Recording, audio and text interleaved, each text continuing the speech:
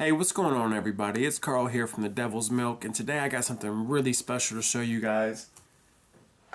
This might be only from the liquor store out here in Texas.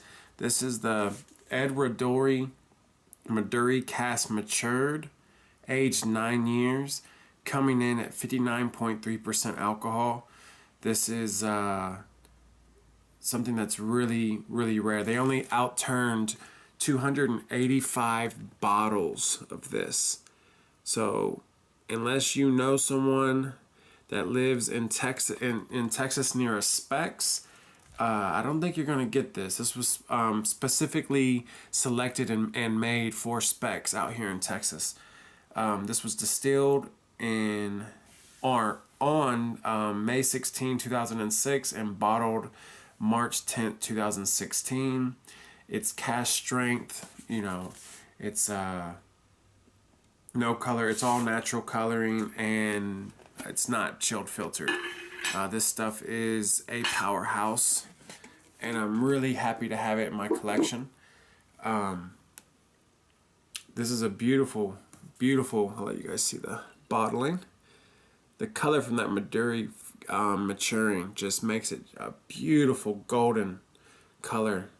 This stuff is really amazing. Oh, smells like heaven. Alright, give myself a nice little pour. Okay. So, yeah, like I said, this is 59.3%. I am going to nose it and take a taste before I add any water to it, but you definitely want to put a little bit of water in there. It's natural cask strength as well. I don't know if I said that earlier. It says on the back that this bottle has been fully matured in Madeira hogshead from Portugal. Bright golden color. The whiskey displays a richness and complexity beyond its relative youth. It is only 9 years old. Notes of this rich fruit, raisins, candied almonds, and light spiciness are evident on the palate, and the finish is robust and warming. It says that no artificial color has been added during this bottling. The color of the whiskey reflects only the natural impact from the cask being used during maturation. So I know you guys probably haven't had a chance to have any of this, and I know you probably never will, but at least you can see it and experience it through me. If I could share with you guys, here, I would. So while this is resting, I'll go over some stuff that I found out about the company. Edradour meaning is actually means between two rivers. It was established in 1825. It claims to be the smallest distillery in Scotland, but, and I might be messing this name up, Strathern Distillery, which is also in the same city of Perthshire, which is where Edradour. I know I'm killing that name. They're both from the same city or town, but this Strathern Distillery is now actually the smallest. That title's no longer theirs to own, but it's traditionally been ran by 3 men since 1825. But here recently it's down to just 2 men. They only produce 18 casks a week. So like I said, the bottle that I have here, this 750, they only made 285 of these. And here's why. This is really cool. They are known for having the widest range of cask used for maturing and finishing of any distillery in Scotland. These guys have over 30 finishing or matured in type whiskeys. Over 30. So if you just want to be a person who's a fanboy and buy all of one type, I'm not saying I'm like that, but if this ends up being something that you really like, if you like Highland, you like variety, and you like this brand, and it's a really great distillery, farm style distillery, small, everything's done the way you want it, everything's done the way it's been done for hundreds of years, they give you 30 types to buy. So you're never going to get tired of drinking from these guys. The only one that's chilled filtered is the 10-year-old. The rest of the line is unchilled filtered with all natural color. So as long as you stay away from the 10-year-old, if that matters to you, you don't have to worry about is this a natural color or has it been messed with or anything like that. The 12-year-old is used in the House of Lords, Clan Campbell, and King's Ransom blends. That's 3 different blends that the 12-year-old is used in. And here's an interesting fact about one of those blends. The House of Lords is only available to visitors of the House of Parliament in London. And the King's Ransom was what Truman, Churchill, and Stalin had at a meeting post-World War II. There was a real famous meeting where they all sat down to basically divide the world. And they drank a whiskey that had the 12-year-old Edradour blended into it. So these guys have a lot of respect amongst men who know good whiskey. It's a great distillery. Another cool fact that I found out was that back in 1938, Irving Ham, a top agent for Frank Costello, who is the godfather of the mafia, head of the Luciano family, basically the guy that, when you think of American mafia kings, he's the guy. He was the one. One of his main agents became a major shareholder in this distillery. So basically the mafia ran this distillery for quite some time. It was in 1938 when he became a shareholder, and he didn't lose that until like 2 years before his death. But it was well over 2 decades that the mafia was in charge of this distillery. So I don't know what would be better, mafia owned or corporate buying it. Probably you'd want your mafia owning it. What I have in my notes from the first time I tried it, which was probably a month ago, was that on the nose I got butter, golden raisins, a hint of smoke, some almonds, grass. The palate, it was really smooth. And I wrote down Christmas cake. It's that cake you get as a gift from some people with all the fruit in it. And the finish, I just put that it was rich, it was long, it was spicy, and I also picked up on some orange. But now that it's been sitting with some air in it for about a month, I don't have much air in there, but more than it had. Let's see. My allergies are kind of picking up, so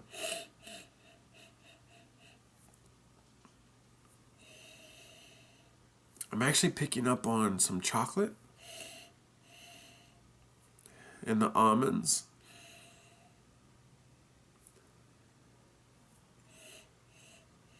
I'm getting some citrus there, some orange, but I'm not picking up on the butter. I know I went crazy around the same time when I bought this. This to me smelled like butter popcorn, and I think it threw something off in my head, and everything I was smelling after that, I was getting buttered popcorn. But maybe there was something wrong with me that week. Allergies in Austin, Texas have been crazy for the past month, so I haven't really been able to breathe properly. All right, let's see. Oh, man.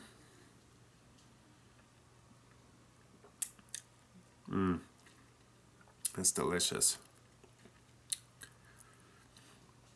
It's a little hot. Coming in at almost 60%.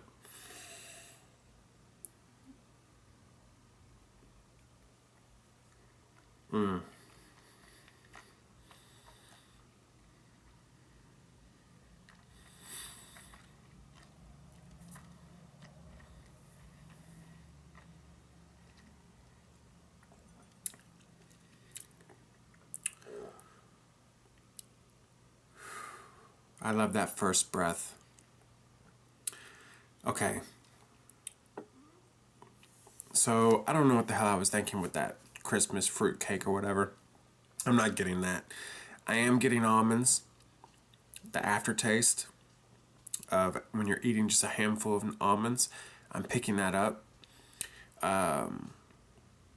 If you have a little bit of the white rind on an orange and you don't peel it off and you eat it, that aftertaste you get, I'm kind of getting that with the slight mixture of the orange flavoring on top. Like it's a bittery orange. Definitely smooth. I'm definitely picking up chocolate. The nose definitely helps with the chocolate. Almost like a chocolate milk.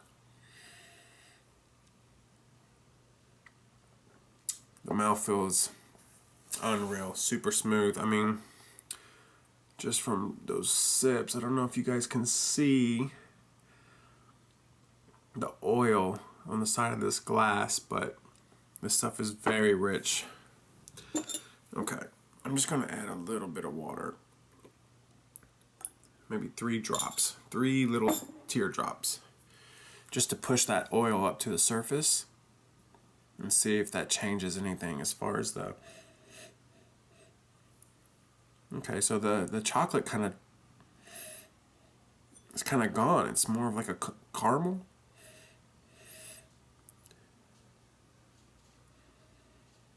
God, this stuff is good. I'm so sorry you guys can't get this. Unless you live in Texas and it hasn't sold out.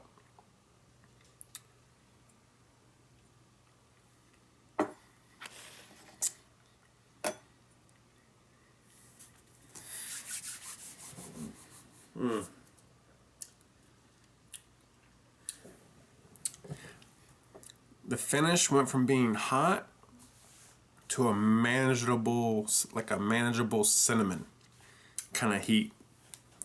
Just with that little bit of water in there. And I'm pretty sure when I add a tablespoon of water, which I'm gonna go ahead and do now. Sorry about that. That noise. I dropped my little,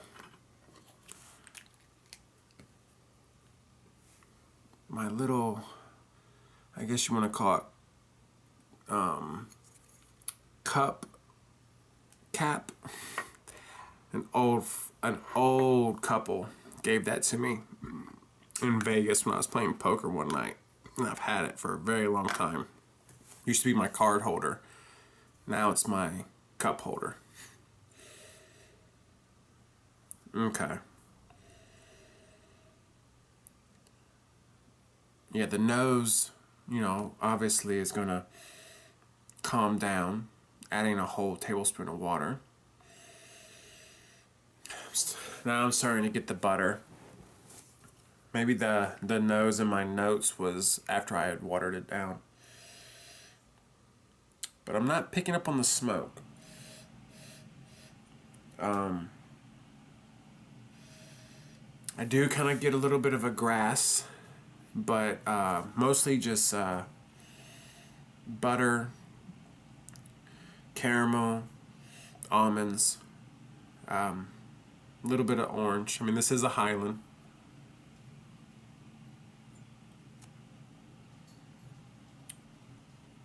Oh, man. It's like I took a scoop of ice cream, put it in my mouth, and just let it melt. And just sat there with it patiently. And just filled my mouth with liquid of delicious ice cream. This stuff is so sweet and so delicious. And the mouthfeel is so thick and oily. This stuff is really amazing. It's one of the top 4 whiskeys I have. I love whiskies. I love the complexity of all those flavors in, one pour, from the smoke to everything. But there's some Highlands out there that just know what they're doing, and they're amazing. I mean, there's so many different fruits and things that I get sweet and chocolates, and it's just it's a dessert in a glass with a lot of heat behind to let you know you're not just drinking something soft and easy. I mean, I'm starting to sweat. This stuff is really warm. But yeah, I mean, I don't think you guys are going to get lucky enough to get this. But I'll tell you what, you guys reach out to me, and if you want to trade a sample for a sample, I'll gladly give out maybe 3. This stuff is hard to get. It'll never be here again. But I'll gladly give the first 3 people that ask a sample. If they want to send me something in return, we can work that out. So, I don't know. Other than that, I hope this sounds good. I don't have my mic and everything hooked up. I was a little lazy this weekend. It was real hectic around here. But I wanted to get this video out and show you guys this really special whiskey that the liquor store out here in Texas called Specs was kind enough to make for us, or have them make for us. So shout out to Specs, thank you, and I hope you guys stay around for my next video coming up next Monday. Until then, you guys have a good day, enjoy your week, and buy more whiskey.